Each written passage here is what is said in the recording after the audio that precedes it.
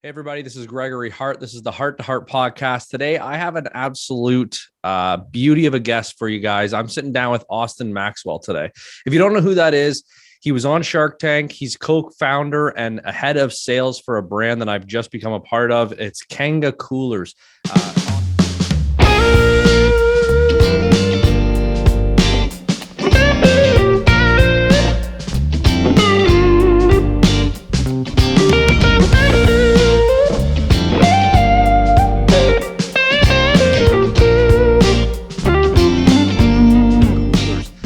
Austin, I'm super excited to sit down with you today and go through all the stuff that has happened in your life over the past 5 years. Thank you so much for joining me. Absolutely, brother. Looking forward to it. Always have a ton of fun on these podcasts and love when I turn on the Zoom and I can see you've got a Kanga Casemate 12 pack sitting right there and one of our performance koozies. So that's awesome, man. Appreciate all the support from you already.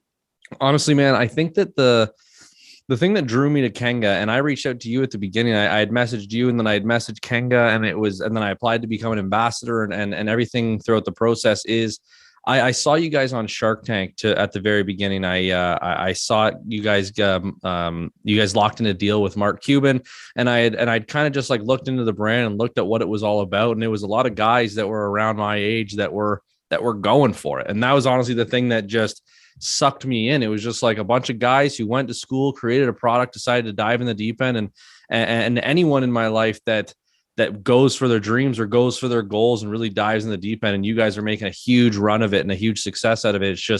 It's very motivating for me.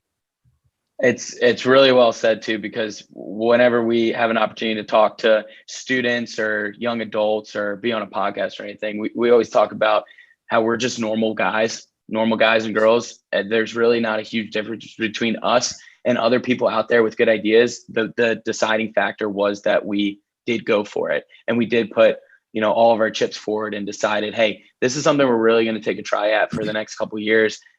Success or fail, we're going to live and die by that. And, we've been on the better end of that sentence so far. Still feel like we're just getting started, but, there's nothing extraordinarily different or special about our group here. It's just that mentality that, hey, let's go for this thing and not get sucked into corporate America and sitting behind a desk and doing a job that, we're eventually going to end up not liking at some point. So that's the motivation. I gotta say it's great to hear, especially from someone that's been with the brand and is co-founder, and you've been moving the product. Like you're the one that's helping it grow. You're head of sales. But the thing that really, like, I don't know, I guess brought me into it is just like you said, like you guys are just regular guys. The stuff that I wanted to touch on today was like how you guys started, what happened with Shark Tank, what you guys are doing now, and maybe some tips for some entrepreneurs, because you put it better than I guess I could myself. I'm not an entrepreneur. I guess you could kind of classify a podcast as kind of like a business, but I'm not. I'm also not. I don't have a physical product. I'm not. It's a lot harder to get someone to spend money than to spend 20 minutes or an hour listening to someone speak, as long as it's interesting. In my opinion, I sell for a living. Like I'm a full-time salesperson on the road every single day. So I kind of get the both sides of things, but I guess to start things off, I want to know how this started. I know on Shark Tank, you guys get like you guys put on your website, your 30 seconds of fame to give as much information as you can and have some of the most wealthy people in the world either criticize you, knock you down, or tell you what you have that's amazing. I know you guys touched on the fact that this started as a project in college. Is that it literally just you guys had to create a product and this happened to be it? That's like the foundation of the whole thing. It was an entrepreneurship class, and the teacher assigned the group to find a solution to a problem that we face on a regular basis. And we went to Clemson University, big tailgate school in the Southeast in South Carolina. And one of the problems that we regularly faced was drinking warm beer on game day. And what we would do is we would go to the gas station, we'd buy a 12 pack or a 24 pack of beer. We would walk around with it to our family's tailgate, to our friend's tailgate, to our fraternity tailgate, to the stadium. And over the course of 1 to 2 hours, the handle would break on us. You'd have to carry the beers like a baby because you didn't want them to go everywhere. They'd be warm in about 30 minutes to an hour. And it just wasn't a very effective way for us to enjoy, a 4 or 5, 6 hour tailgate. Well, at the time, the alternative solution was for us to lug around these massive 50, 75 pound coolers that we all spent $300-$400 on, and we all owned it. I owned one, Logan, Ryan, we all owned these massive coolers, but that is the least practical thing you can do during a tailgate. So we never brought those. So we always ended up doing option A, which was the handle breaking, the beer's getting warm. And so Logan, my partner, he saw someone take a can out of one of those big bulky coolers and put it into a koozie or a can insulator. And that's when this moment kind of hit him, like, well, if we have koozies for cans, why don't we have a koozie for the actual 12 pack, for the actual 24 pack? And so that's when it really opened up our eyes that, hey, there's a problem. There's now a reason that we should try to find a solution to this problem. And it was try to pass this entrepreneurship class. Although the teacher, because we were so focused on actually trying to build a business, launch a Kickstarter, that no one followed the rubric, got a C on it. Eventually got bumped up to a B at the end of the day. But, once that semester ended and we went into summer, it was like, hey, we're still in college. We maybe have summer jobs and maybe have some other things that we need to do. But what would it look like in August if we did this like for hours and hours and hours for this entire summer? So I think I had a day job. I was slinging beatbox beverages, like an alcoholic product during the day. And then Logan was working a house painting business, and Ryan was doing, but in the evenings and the afternoons, in the weekends, especially, we would come together, use Clemson's resources, use their entrepreneurship building, use any tidbit of information or person we could meet to kind of grind for those 3 months, figure out manufacturing, figure out marketing, figure out distribution, kind of build the foundation of the company. And then August came around of 2017, and we were like, all right, maybe this is something we can build. We didn't know that at the end of the class project. It took that summer of building the foundation, of learning about manufacturing, because the project was just a project and it was a Kickstarter, and nothing was tangible until the first sample was truly made and sold to someone. So yeah, it's fun to reflect on it. We don't get to do it often.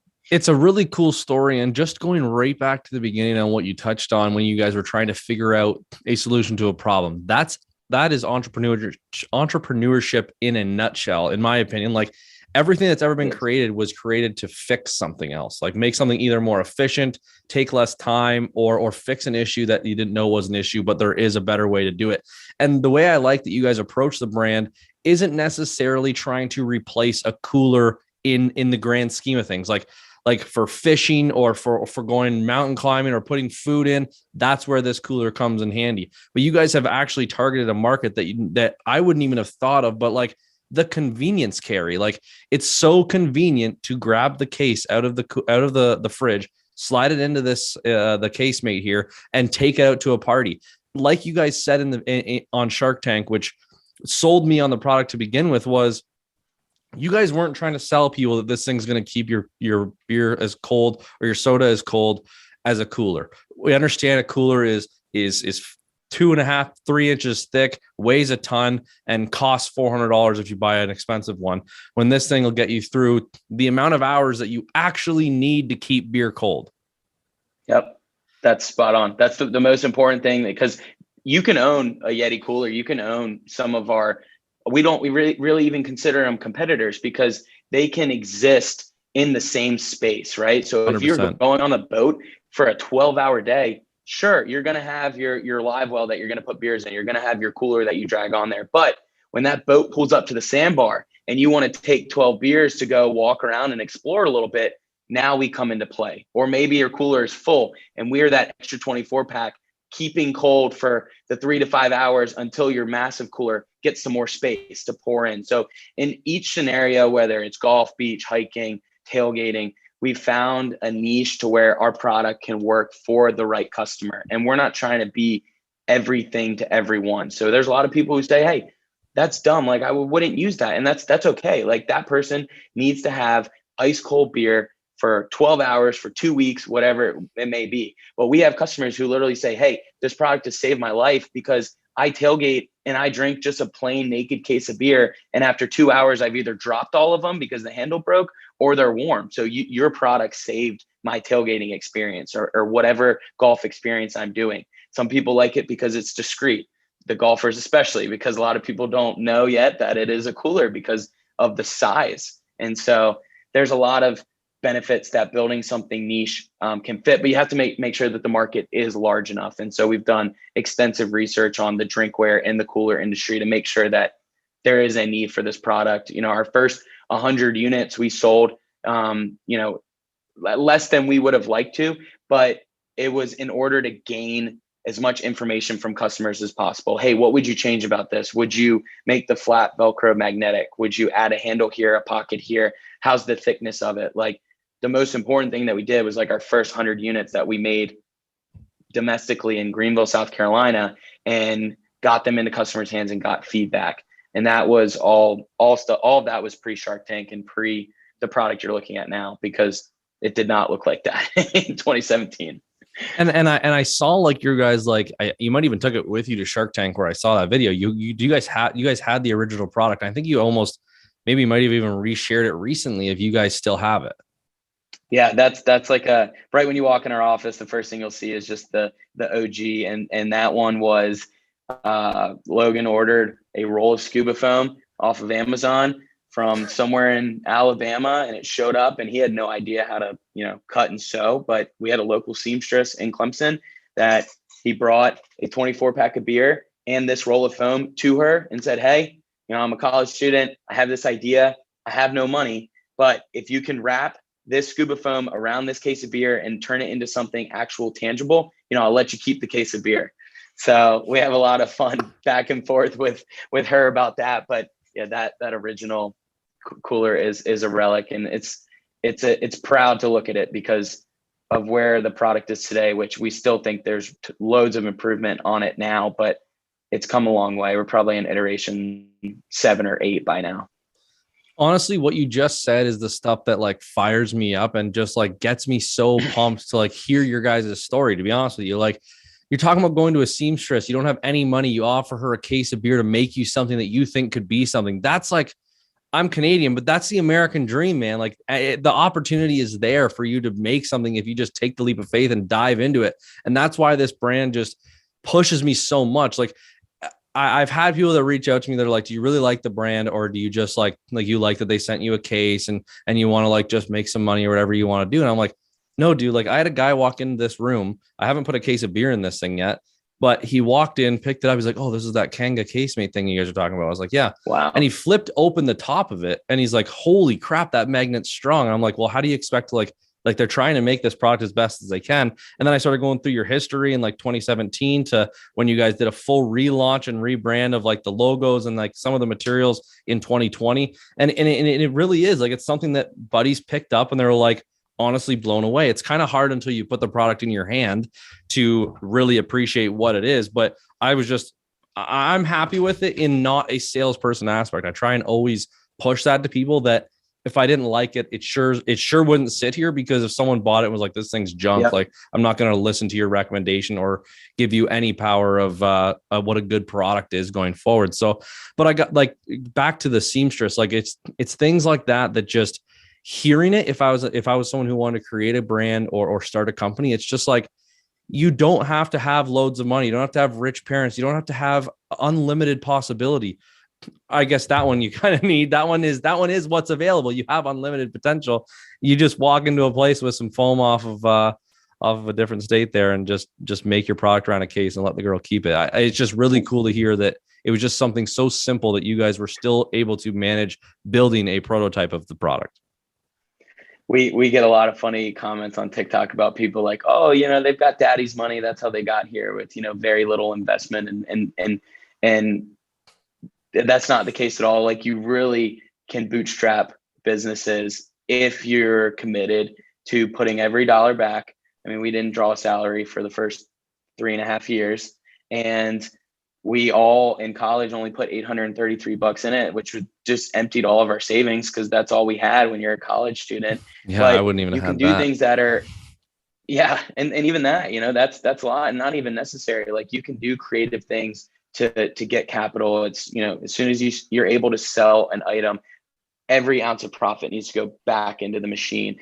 There's pitch smackdown competitions that every university that has over probably 15,000 students has an entrepreneurship department that has a pitch smackdown style competition where it's like a mini Shark Tank and you can win grant money from that. There's companies like FedEx who give out grant money. Like there are so many ways that you can come into capital as long as you're willing to work hard, hustle, identify those opportunities and go for them. So, it's been bootstrapped for a while now. It's the fact that I'm sitting in a conference room right now, have privacy, have air conditioning on an 80-degree day is mind blowing to me, because 2 years ago we were in Anderson, South Carolina, in this disgusting warehouse that had no heat, no AC, and our entire office was the size of this conference room. And we had 6, 7, 8 people working on top of each other. And as people are taking phone calls, you're trying to be a little louder than the guy next to you so that the person you're talking to can hear you, or you have to step outside in the snow or into the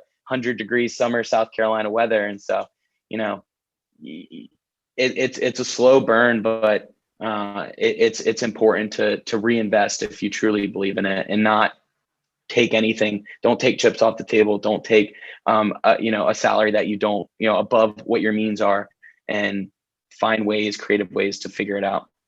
I think that's almost like a standard when you see anyone successful and they talk about business or their business model or how they became successful. They talk about the beginning years of the company and how the money always went back into it, and how they didn't touch money for themselves other than just getting them by so they could live to keep doing what they're doing. So it's good to hear that you guys are doing the same thing, and you guys can tell by your growth and how people are starting to see this product significantly more that it's clearly working. And now you guys have, like you said, a nice facility with a boardroom. And my mind is that first grind is obviously the hardest. You're obviously going to keep pushing and growing this product.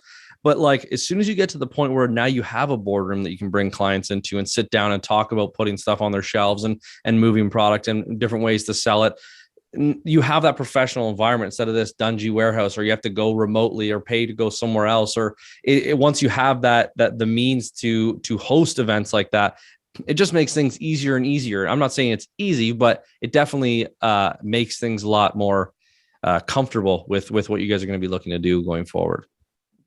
The comfort's very true. The easy part, there's different ways that it's easier. Yes, like back in the Anderson warehouse was very uncomfortable to be in, and you're growing a company from maybe 5 figures to 6 figures, and then 6 figures to 7 figures. But when you get to a certain point and you're looking to go from 7 to 8, 8 to 9 figures, that takes a different level of brain power, and there's a lot of talent in this office, and there's a lot of talent that we're going to be looking for in order to help us get to one more level. Because one of our favorite things that we say is what's gotten you here might not get you there. So you have to be willing to make adjustments and, learn and absorb from the things that helped us get to the size company we are today. But those same things might not work if we're trying to 2, 3, 4x.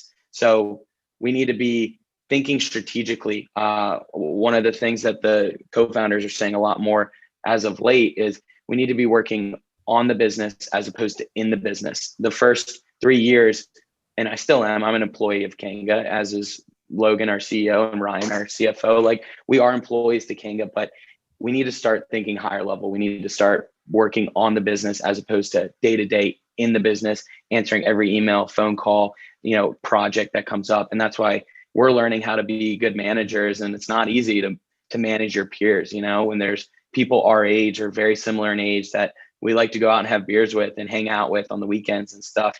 It's an interesting dynamic, but it's critical, if we're going to take that next big step. So we're learning a lot, that's for sure. Now, at this point right now, are you guys still fully owning and running the company? We are. There's things about the Shark Tank process that we're not technically supposed to talk about on the back end side of things, but it is owned by the founders here, the Kanga Coolers team. Yes. Okay. The only reason why I asked is because I remember you guys went into Shark Tank. It was 100,000 for 10. You ended up signing a deal with Mark Cuban, which was 100,000 for 20. I don't ever know how that stuff goes because they don't really have like I think they might have an after Shark Tank for like the most successful ones out of that, but you never really know what happens after. And if it's something that you can't talk about, that's fine. We don't need to dig into it. I never knew how it worked or how much of the company that people ever kept after going on the show. Yeah, no, there's a lot of like speculation out there on how it works. I will say that it's a complicated process of due diligence and like what is said. The deals that are made on the show aren't always the deals that pan out. A lot of them shift, change, either close, don't close. The coolest thing about going on that show is the power of ABC and the Shark Tank name itself. Like the value that we get from one of those episodes re-airing, even on CNBC, which happens almost monthly now, is unbelievable. It's tens of thousands of new people who have never heard of Kanga before that see our brand. They love the pitch. They love the idea. They come to our website. We're able to capture their email, their phone number, and potentially turn them into an evangelist or a customer of ours. And so it's Nice. kind of the gift that keeps on giving. And the national exposure is obviously great. It was something we leveraged heavily right when Shark Tank aired in 2019. And now we're trying to distance ourselves a little bit because it's important for Kanga to be a cooler brand that stands on its own, that has innovative drinkware and new products coming out. And part of the journey was we went on Shark Tank. Yep. What we don't want to be 100%. is Kanga Coolers, a Shark Tank brand.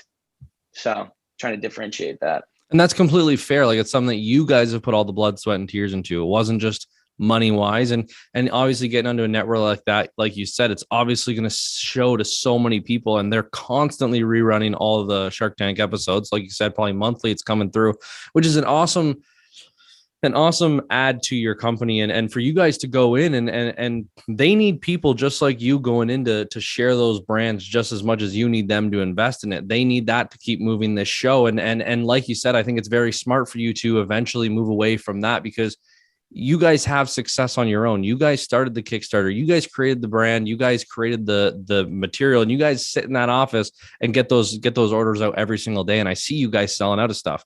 It is good to just know that. I think that you guys would have done it with or without Shark Tank. There's not a doubt in my mind. I think it maybe helps speed things up a little bit to have that cash flow, but I do think it's a smart idea. I think that sticking it out and moving to just Kanga Coolers was on Shark Tank instead of Kanga Coolers as a part of Shark Tank. It's spot on. It definitely accelerated everything because like when that episode went live, all hell broke loose. It was absolute madness, but it's not something that we want to be like the core part of our brand. And so it's now that we're at, it's been a little over 3 years. What's today? Today's April 7th. So April 7th, 2019 was when our episode aired. So today is 3 years from the date that episode aired, and it was mayhem. But now it's, hey, we've got all these other initiatives. We're trying to do bigger and better things. Like there are things out there that are bigger and more impactful for a business than Shark Tank. I mean, Dude Wipes is like an incredible example of a brand that used Shark Tank's leverage to a certain point, and now they're $150, $200 million, probably bigger company that's at the Masters and that's on billboards and that is in every ad that I see everywhere. They're in every Costco and Walmart and the number one selling piece of toilet paper on Amazon. So it's, it's an accelerator. I think that's well said. Yeah. But regardless of how, like, you guys have so much heart into this product and from the very beginning, you guys have been pushing it. I think it would have happened regardless, but yes, it's very hard to continue to work on a product if you're not making any money, or if you don't have any money to support yourselves, it's hard to put it in full time. So I can see where that becomes a huge part in helping out with that. I'm just wondering, if you were talking to someone who was looking to start out their own company, where would they start? If they have a product and they know exactly what they want to sell, I think it's just very daunting to think to yourself that you want to start your own company. I don't know the US side of things. I don't even know the business side of things here, but in aspect to like different insurances and laws and regulations and getting a patent and doing all these different things, where would someone even start in creating their own brand? Yeah, the most important thing is the product market feedback. Like just because you think it's a really good idea, and it might be, but you need to hear that from dozens, if not hundreds of other people. So the best thing that you can do if you're doing a product or a service or any type of business is you need to get different types of people with different thought processes to provide feedback. And that's what we did originally was those 100 units. They went out to moms, dads, kids in their 20s, people in their 60s, and we had people rip it apart. And that information that they gave us was so important and so impactful for us to go from an idea to, okay, now let's create a real product. Like it was 100 units, but we view those 100 units as like 100 prototypes. And the information that we got was the best money that we probably ever spent in this entire process. The other thing that I think is extremely important is to surround yourself with really quality people, people that you can trust, people that you get along with, people that share the same vision as you, people that have different skill sets as you. That's extremely important. Is what I'm good at, Logan isn't. What Logan is extremely good at, I'm terrible at, and what Ryan is. And now that's how we've built all of our employees and put them into positions that they're really, really, really good at, that I probably am not as good at, and understanding what your weaknesses and your strengths are. When you were doing those initial 100 products, were they the same as that first prototype? Yeah, pretty much. They're just scuba foam cut and sewn and put together. And we were able to dye them colors. So I think we had a blue and a red and an orange, but just minimal viable product, MVP. So that is what we needed to get out into the market, because we thought this is a great idea, but just because we think it's a great idea doesn't mean it is. And we needed 100 people to tell us whether or not it was. And when we had feedback come through, like, hey, I love this thing, change this, this, and this, but I'd use it. I'd pay $50 for it. If it had this feature and did this and really, but it actually like works. So if you guys make the materials thicker and it's got cool colors and it's got a handle and a flap, yeah, I'd buy it. Okay, now we're getting real feedback. Now it's actually could have staying power. Before that, it's just a class project and a fun prototype that we, paid a seamstress a 24-pack of beer for. So now, is that something that you would have learned in your entrepreneur class to make 100 of these things and give them to people of all demographics to see how they react to it? And were you there for all the reactions, or this was a drop it off, do the torture test, use this thing for a month, or your actual regular activities and let us know what you think? Yeah, the school system isn't necessarily the best place to start a company. One, because of the group and the partners that you're kind of forced into might not be your best partners to start an actual business. But what a school can provide good insight and good resources, but what they tell you and how they're going to tell you how to run a business is never how it's actually going to pan out. Like, you need to get out there and experience it for yourself, make mistakes, learn from those mistakes. Like, I've learned more from listening to podcasts from guys that I look up to than I did in any business or entrepreneurship class that I ever took. So you have to take school with a grain of salt.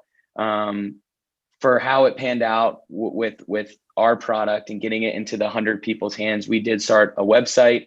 We actually tried to sell, we sold them probably 20 or $30 because people are going to review things very differently if they get them for free. So it was very important to us that someone took out their credit card and paid for the product, even though it wasn't the $40 or $50 price point we were looking for. It was, hey, I paid for this. I intend to use it.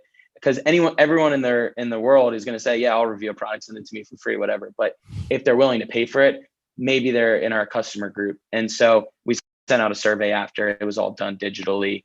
A couple people, we were able to observe how they were using it. But the feedback is the most important thing that you can get if you're starting a product. Secondary is quality people that you trust, that you want to work with. I don't know if I could ever be like a sole founder of a business. I love the ability to have people that I work with from the start to finish. Now the group's up to 10, 11 people, 400 ambassadors. There's a community that's constantly growing because it's very lonely. Like, entrepreneurship, starting a business can feel very lonely, even when you're surrounded with people. So you want to have those 1 or 2 or 3 people that you can share different things with and trust and build conversations around. So those are definitely the 2 biggest pieces of advice that I'd give for someone. I gotta say, and even on the social media side of thing, looking at your guys' company, it's something to look up to. Like the way you guys interact with one another and you guys hang out and like you guys get work done. Don't get me wrong. Obviously, the company's moving, but it's nice to have people around you that you're happy to be around all day, and each person can bring their opinion to the table. That's a different opinion than the rest. Like just because three guys can all agree that something's pretty awesome, which doesn't take much to make a man think something's sick. It doesn't mean that you've got the best group of guys there to make the decisions on like different color schemes. And then you bring women into it. Like women are also going to want to buy these things. Like it's going to fit their soda and their beer as well, or their seltzers or whatever it may be. So it is good that you guys have a mix of that. And I've seen that through your social media page and like you guys just shooting the shit, or your TikToks when you guys are doing different videos in the warehouse and incorporating the products into it. And I think it's a good way to move it. And I think it truly is the way of business in the future. I think that we are the age that you're going to see a huge change, not only in the fact that social media, it was so big in our upbringing with us starting out with these touch phones and the internet in our pocket. But you're seeing it even with TikTok and all these different people that are making millions of dollars just recording themselves every day. You're going to see that start to hit business, and you guys are doing it right now where you guys are recording it. You guys are putting out content that are regarding your product. And it's kind of just like sponsorship for yourself. Really. It's like making your own commercial. That's actually something that people want to watch, not just something that's forced on you in between the masters.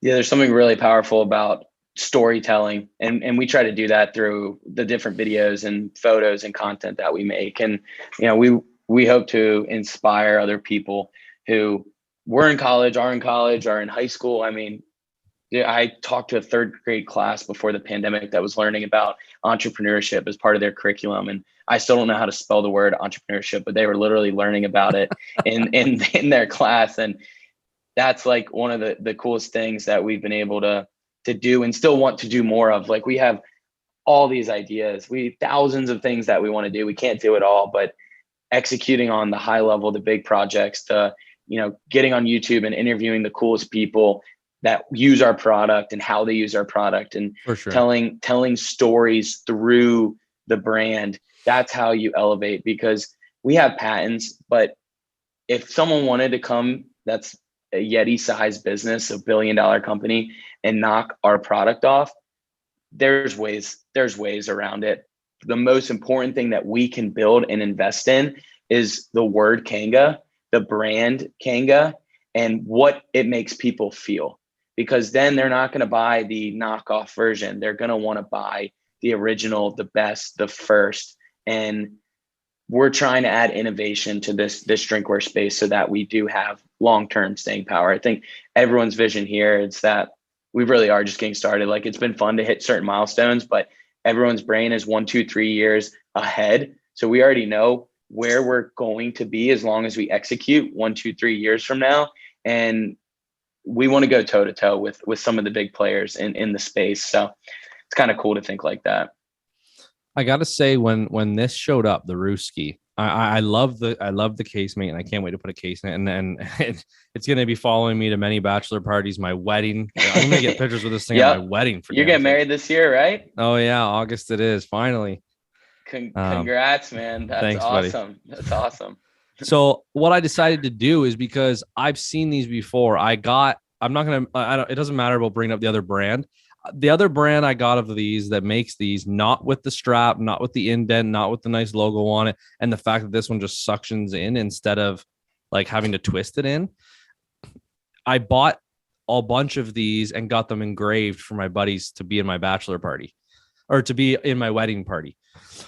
What I decided to do with this one when it showed up, I actually did it today, is I put this tall boy in this Rooski and I set it here for 2 hours while I edited podcasts before I even sat down here. I took it out of the fridge cold, set it in there for 2 hours, left it on the table, and then waited until we started this podcast, and I cracked it just before we got on to see if it even kept it cold, because I'm never, ever going to crack a beer and take 2 hours to drink it. That's just not my style. I'm not going to sit on it for that long. But I wanted to know that if I set it down on the side of my barbecue and I get busy cooking and I get busy doing the other stuff, where this thing actually comes in handy on a hot day to keep my drink at least drinkable again when I get back to it. It was like sweating, like perspiration, but it was ice cold. And I did the exact same test with the other branded one that I bought, and it was not the same thing. I don't know if it was the twist cap or the fact that this has like that rubber edge that kind of keeps the bottom cold, which obviously it works a little bit better for the regular size can, not the tall one. But in a non just biased to Kanga way, it was very cold. And I started messing around with these straps, and all summer I'm going to be trying to put this thing in the most ridiculous locations I can with this strap. But I think I saw you doing a little workout, and you had it strapped onto a bike yesterday. I think I had too many of these in me before I started recording myself. I should probably put my phone down before I start making content. But I was like, it's nice out. Like I'm in Canada. We probably have similar climate. Where are you? South Carolina. Yep. 75 degrees Fahrenheit. Yeah, we're in Celsius, but we're not. That's probably like what, 24, 25 degrees Celsius. I don't know the conversion, but I trust you. Well, right now it's like 8 degrees out. So last night it was like 15 degrees Celsius out, which is cold still. It's like summertime's like 30. And I decided to bike on the deck, and I'm thinking to myself, I'm like, frick, like my beer's sitting here. I have nowhere to set it, nowhere to put it. And I'm just thinking to myself, I'm like, my Roosie's got a freaking strap on it. What's the likelihood that it could sit there and hold my beer up? But no, it's cool. That's incredible. You guys have taken products that like, this is an all you like great idea, beautiful product. And obviously to have things that go with it, like your little beer can ice pack, which is wicked because you can just sauce it in the case with the rest of the pints once you've taken the first one, and you're laughing. Your top beers will always be ice cold on the edge there. But it's cool that you guys are innovating products that are somewhat in the market. Like keeping your beer cold is just like a general thing that people do, even when it comes to your actual your sleeves. Neoprene ones. Yep. It's nice to have the handle grip. It's a cool take on it, and it's cool that you guys are constantly moving with the brand and innovating. And I think that's what drew me to the product or the brand itself so much. You got to be different, and that's another piece of advice for aspiring business starters or owners is just to find the solution to the problem, but make sure that the solution is different if other solutions already exist. And yeah, it's been cool. I appreciate your support, and I love that you tested it that thoroughly, because that makes me really happy to see. I don't know if there's a better feeling than a customer telling you that they love using your product. Like that's one of our whys, one of the reasons that we're doing this, and it's the coolest thing. I mean, you could do this all, for the next 10 years and make very little money, but hearing stuff like that, it's all you need, Yeah, and I got the same feeling when people started listening to my podcast and it started to grow, and you get that like that feeling of just like people are enjoying this, people want to listen to it, or people want to use the product, and it does. It feels really good. One of the bigger things I really wanted to ask you is, you guys are 5 years deep into this, and you guys have learned so much, and you're still learning, you're still innovating, you're still adding to the product. Is there something that you would have told yourself 5 years ago, like when you guys first created that first case, mate? Is there some piece of advice you would give yourself that people that are just starting as entrepreneurs might want to hear, that now you've learned 5 years deep? Definitely. I mean, I'd tell myself and anyone else in that same position, just to have a little bit of patience. I think everyone expects to hit certain life milestones. I just turned 27. I obviously had goals for 21, 25, 30, and I think as long as your vision of where you want to go, you're working towards, truly investing in and working towards, it does manifest itself. And I do see like where we're going to be in the next 5 years already, because and there's going to be a lot of obstacles to get there, but we've figured out a lot of very, very bad obstacles and how to get by those in the past. So I now know how to approach those. And there would be times at the early stage where a problem would come up and I'd get pretty frustrated that I did not have the answer to it. I did not have the solution to it. Well, we as a team collectively figured it out. I learned from that. And the next time that obstacle came up, we just ran right through it. It was the easiest thing ever because we had made those mistakes. So my year one self or year two at this thing is just like, have a little bit of patience. Like as long as you're dedicated to your craft and you wake up every day, like truly like caring about the brand and living the Kanga brand, no matter where I go, like it is now like a part of me. 5, 6, 5 years later. That the patience is so important, and it'll come. And don't get frustrated. Just be solution oriented, because shit's always going to happen. Like there's always going to be obstacles, challenges, no matter what. We face them every single day. There's always a fire to be put out. But how can you put out the most important fires, and how can you do it without losing your mind? And I think we're all learning how to take these jabs a little bit better now. Honestly, Austin, I think it's a great way to put it. And the patience thing makes sense. I had the same thing in such a smaller peanut scale, but it's the same thing. I had false senses of growth that I could hit with this. I had false senses, not entirely, but I had things where I was like, I'm going to be the biggest, best in the fastest time and all these things. And I was just like, it's going to take time to grow. And now that I'm just taking it day by day, instead of being so stressed out and worried about later, I'm just worried about right now. Like, let's keep going right now. Let's work on the next episode and the next episode and newer content and newer gear and higher quality stuff and better backdrops and better content in general. Then how am I going to hit 20,000 followers? How am I going to hit 1 million followers? How am I going to start getting paid by brands? How am I going to start, like, that stuff just stressed me out to the point where I'm just like, let's just focus on what I like doing, the root of why I even started doing this in the first place. And that's to talk to people that have interesting stories and get to know them better. One of the things that you had said there with when it came to overcoming obstacles or not having answers to certain things that people had issues with, it brings me back to sales. I've had myself in moments where a person asked me a question about a specific product that I sell or that I specialize in, and I didn't have the answer for them. Now, I've seen the 80s Carsman type person who gives them a bullshit line or just tells them what they want to hear or just says that they're the best thing going in the world and it's we're the be all end all. Don't worry, we'll get it figured out. I didn't take that approach. I never have. I told them I don't have the answer. I told them I'll work on the answer. I'll told them if it's something in a product that is not good enough right now, then I told them we would work on improving it. So to hear that you sit down with your team after and you guys go through the issue that's even if it was just one person, that one person's having and realizes like, this is something that may stop me from buying another one. And you guys sit down to the table and you're like, we got to fix this problem. We got to find a solution or at least an answer to why it's either not working or a better way to do it, which I think is awesome to hear from someone who is head of sales for a company like Kanga.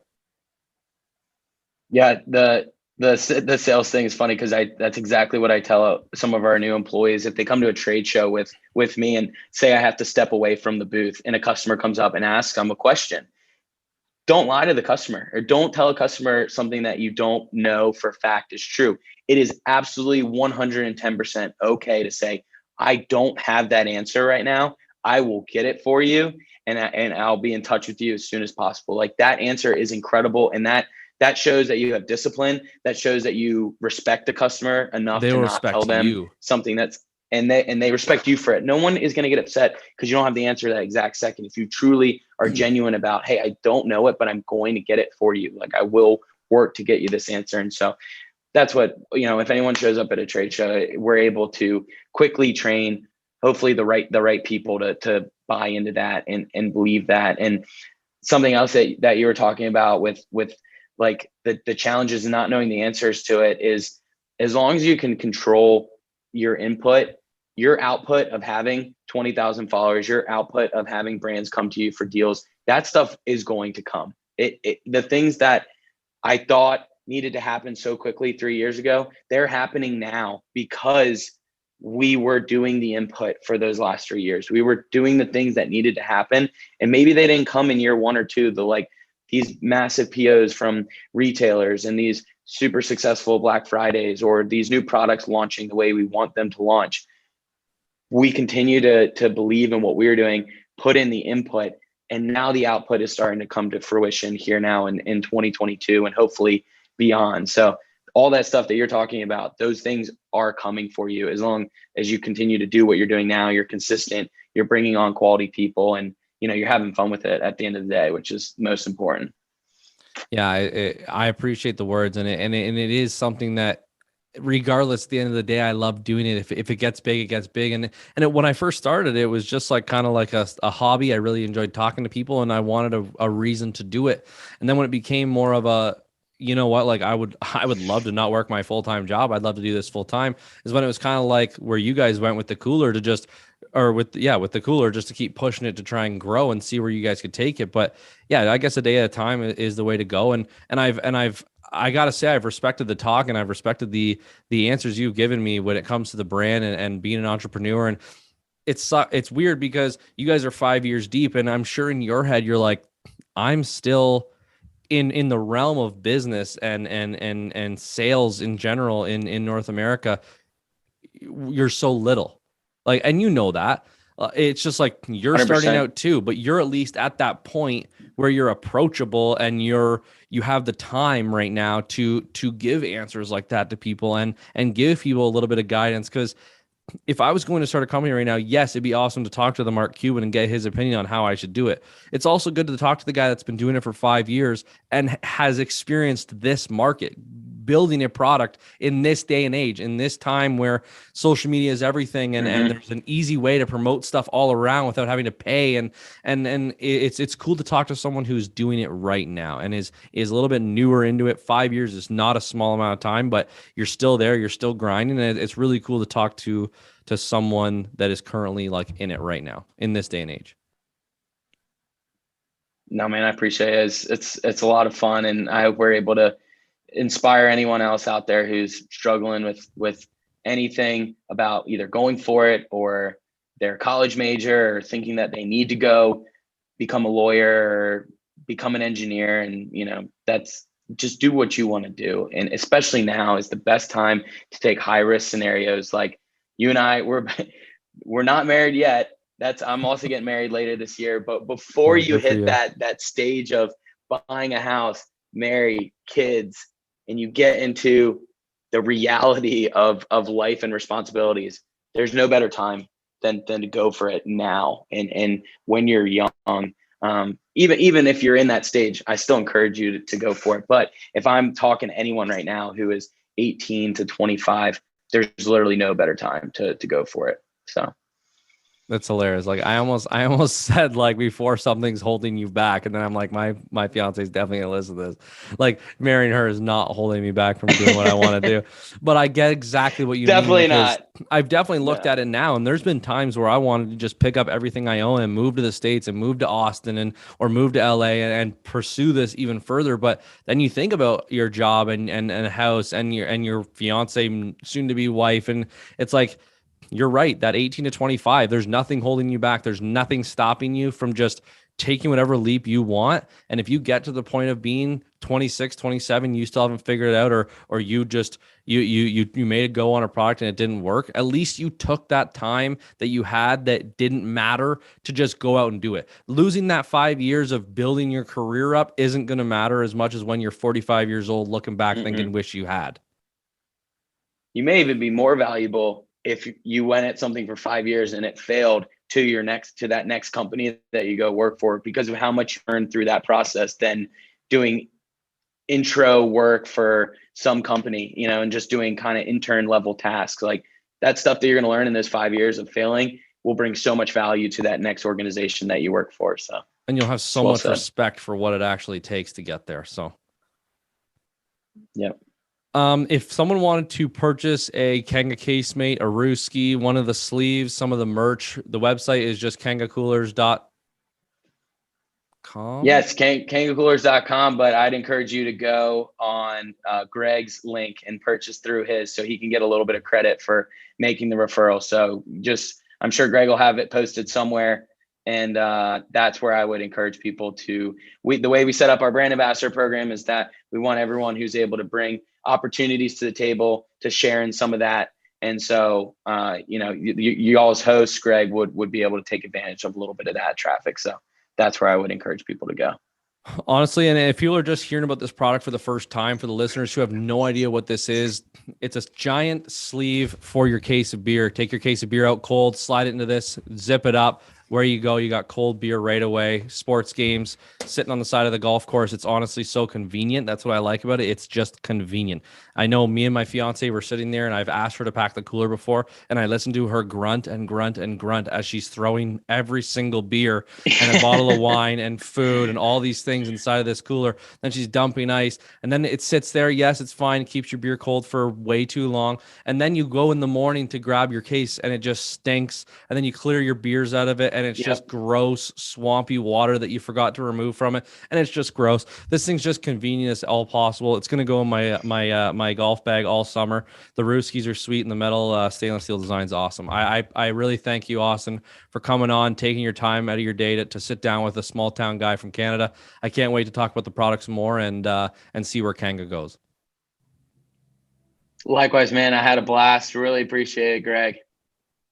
All right, man. You have a great day and stay safe. Thanks, man. You got it. Cheers. I'm so used to saying stay safe because COVID's like kind of ending here. I was wondering. I was like, oh, I hope I'm staying safe out here.